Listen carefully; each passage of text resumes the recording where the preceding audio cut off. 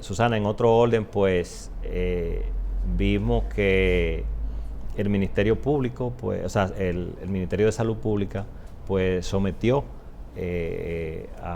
depositó una querella contra Elizabeth Silverio, en verdad, la señora que salió en uno de los programas de investigación, específicamente de Nuria Piera, donde se esbozaba pues que carecía de los títulos que la acreditaban de la especialización en neurociencias. En neurociencia. Y mira, la verdad que cuando vemos este tipo de casos, y a propósito, también esta semana salió publicada una información de que Salud Pública pues cerraba 3 locales por violación a la ley de salud.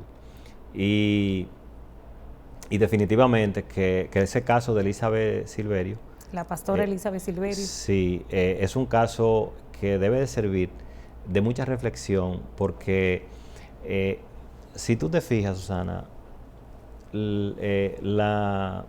cuando vemos este tipo de eventos en una sociedad, lo primero que nos preguntamos es ¿dónde está el regulador?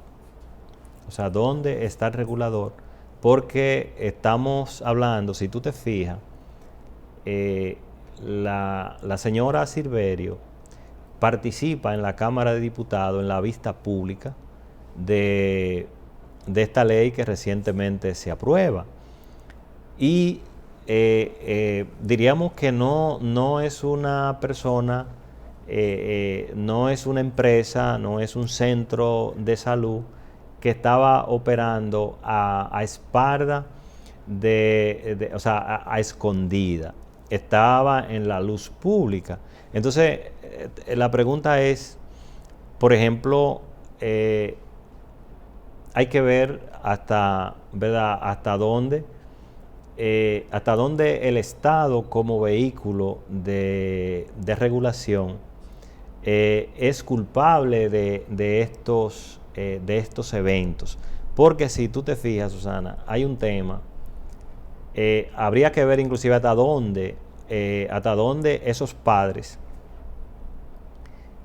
pueden querellarse en contra del Estado. ¿Por qué? Porque el Estado es un garante de la salud. De la integridad. De la integridad del todo, ¿verdad? Porque, ¿qué sucede? Y fíjate que esto debe de ser una alerta para todos los órdenes. ¿Por qué? Por ejemplo, te pongo el ejemplo, un centro de educación, un colegio. Tú como padre, más que tu curiosidad de saber si el director, si los profesores tienen un aval, tú confías que como el centro está en esa calle, está en ese sector, pues ese centro pues está autorizado por el Estado porque ha cumplido con todo lo que el Estado requiere. Y evidentemente tú vas confiado porque tú confías en el Estado. Lo mismo que pasa, por ejemplo, con este centro de salud, donde todos los padres que llevaron sus hijos, donde ¿verdad?, Elizabeth Silverio, pues van confiados que el centro cumple con todo, que dentro del requisito, ¿verdad?, que su titular pues está avalado. Y te lleva la sorpresa entonces de que no es así. Entonces, al final del camino, tú como padre, tú te sientes defraudado, no por ella, no por ella, porque ella lo que ha estado utilizando una deficiencia del regulador.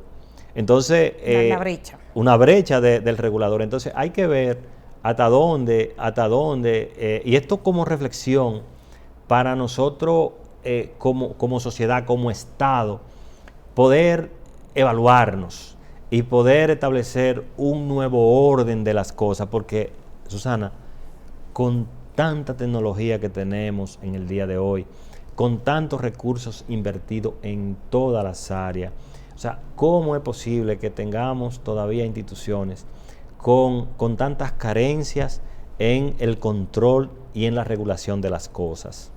Volvemos, Basilio, voy a comenzar con lo último.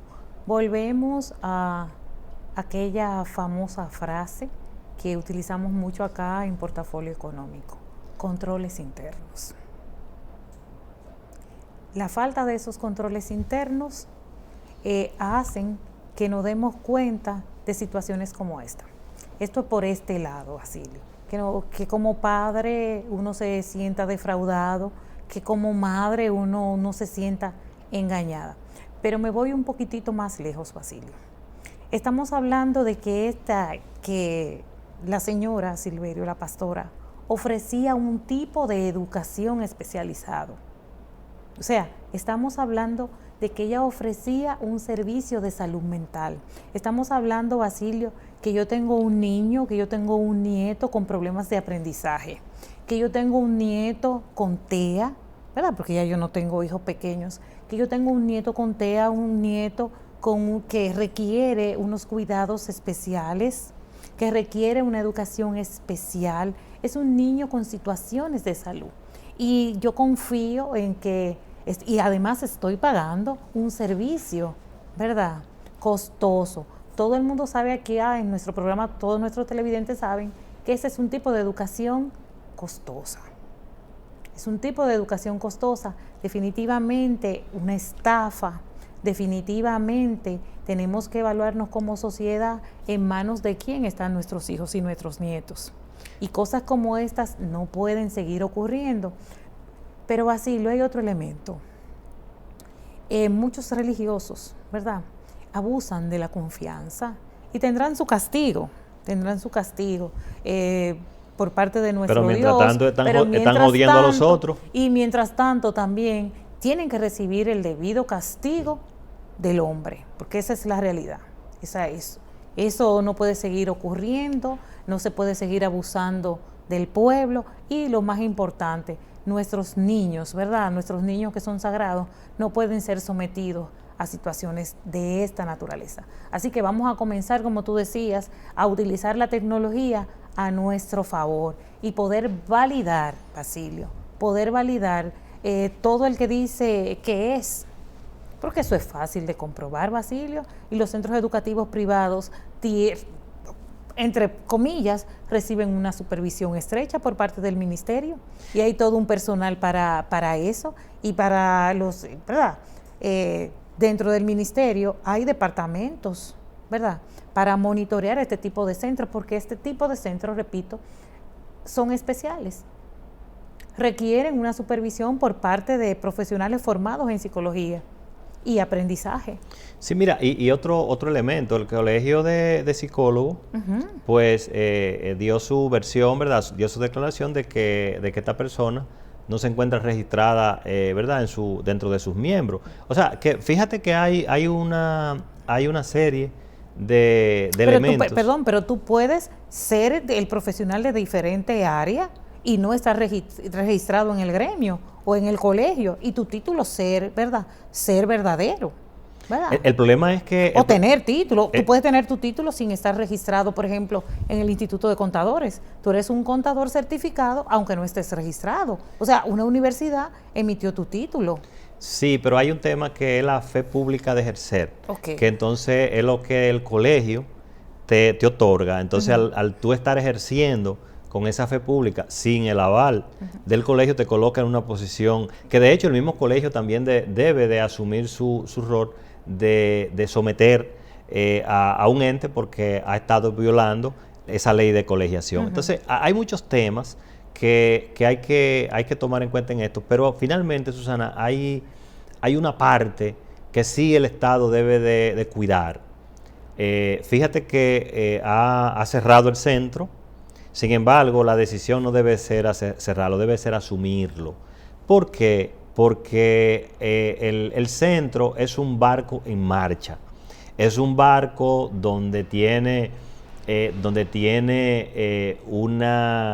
diríamos, una matrícula de niños, de participantes en esos procesos, y en vez de cerrarlo, que diríamos, es contrario a otro tipo de de negocio. Por ejemplo, fíjate que pasó un evento en una discoteca X y ahí lo está el cerró. romo, ahí está el romo, pero ahí está el romo. Sí, ahí no hay ninguna consecuencia más que la consecuencia a los dueños y algunos la empleados. pérdida de empleo.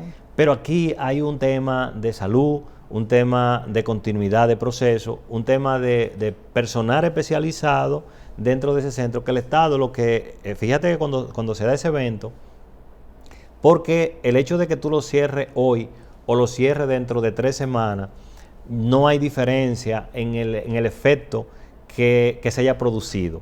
¿Por qué? Porque y más cuando no se ha detectado malas prácticas médicas.